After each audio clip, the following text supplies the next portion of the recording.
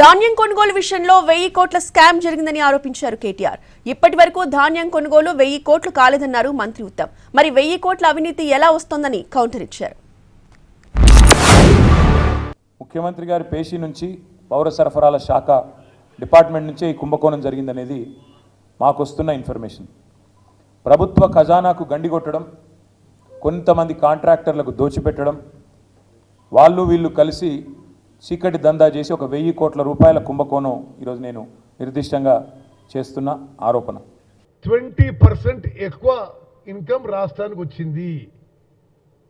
ఇది మీరు పచ్చి అబద్ధాలు మాట్లాడుతున్నారు. అసలు ఇంకో ఏమంటాడు 1000 కోట్లు అడిగింది కుంభకోణం. అసలు ప్యాడీ లిఫ్ట్ అయిందే వాల్యూ 200 కోట్లు ఇప్పటి వరకు. ఇందులో ఆయన 1000 కోట్లు తీసుకుంటే ఈయన 1000 కోట్లు తీసుకుంటున్నాడు. ఎవరు ఏం తీసుకోలేదు. ఇది ఖచ్చితంగా ప్రొసీజర్ ప్రకారం, రూల్ ప్రకారం జరిగిన విషయం. ఈ రాష్ట్ర ప్రభుత్వం సివిల్ సప్లైస్ విషయంలో మరి పూర్తిగా పారదర్శకంగా మేము వ్యవహరిస్తున్నామని చెప్పి నేను మనవి చేస్తున్నా.